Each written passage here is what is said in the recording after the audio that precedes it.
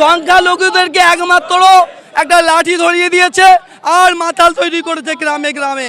আমাদের মৌলিক অধিকার আমাদের কণ্ঠরোধ করতে চাইছে, দলদাস হয়ে টিএমসি সরকারের পক্ষে কাজ করছে।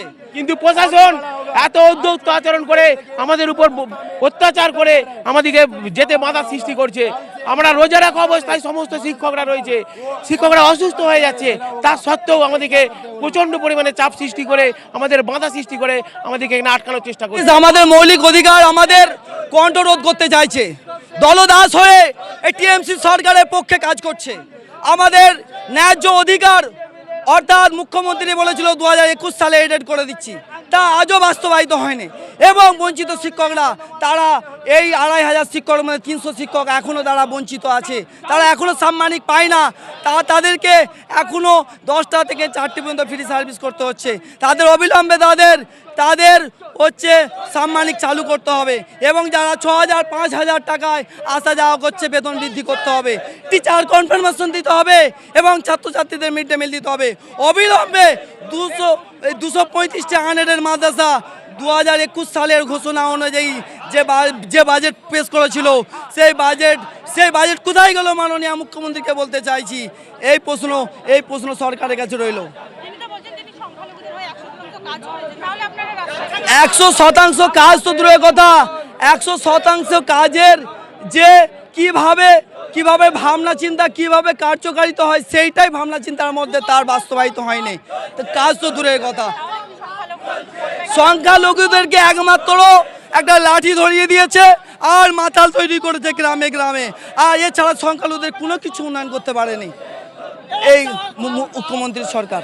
পূর্ণভাবে আমরা মাননীয় মুখ্যমন্ত্রী যিনি আমাদের মাদ্রাসা মন্ত্রী তাদেরকে আমরা জানাতে গিয়েছিলাম যে আমাদের এই 235টা আনএডেড মাদ্রাসা ছাত্রছাত্রীরা মিড ডে মিল পোশাক জুতো ব্যাগ পায় না, শিক্ষকদের বেতন খুবই সামান্য।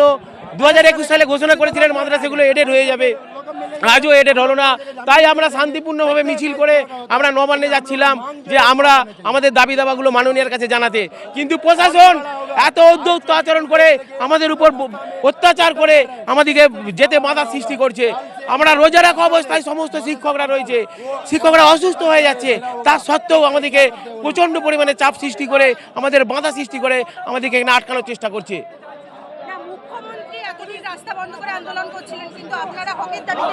এতদিন তিনি প্রশাসনের সর্বোচ্চ ক্ষমতায় আছে, তার হয়তো সব চলবে, কোনো আইন কোনোভাবে তাদেরকে পারমিশন নিতে হবে না। কিন্তু আমাদেরকে রাস্তায় নামতে গেলে মাননীয়ার কাছে আমাদেরকে আবেদন জানাতে গেলে আমাদেরকে রাস্তায় পারমিশন করলে পুলিশ বাধা দেবে, কিন্তু তাকে বাধা দেবার কেউ নেই, কারণ তিনি পুলিশ মন্ত্রী। আমরা অসহায়, আমরা মাদ্রাসার শিক্ষক, তাই আমাদেরকে বাধা দেওয়ার জন্য তাদের প্রশাসন আছে, কিন্তু তাকে বাধা দেওয়ার মতো কেউ নেই, কারণ তিনি প্রশাসনের সর্বোচ্চ ক্ষমতার অধিকারী। তা আমাদের এডেড যদি না হয় আমরা এখানে আজকে অবস্থান করব, আমরা এখানে শেষ রক্ত পর্যন্ত দিয়ে আমরা আন্দোলন চালিয়ে যাব।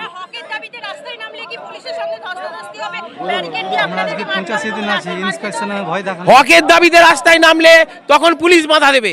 যদি এমনি কোনো দাবি না অন্যায্য দাবি হয় তবুও সেটা পুলিশ বাধা দেবে না, কারণ আমরা যে শিক্ষিত সমাজ, আমরা যে সঠিক প্রশ্ন করতে জানি, সেই প্রশ্ন করার বাধাটা দেওয়ার জন্য প্রশাসন সেখানে আছে।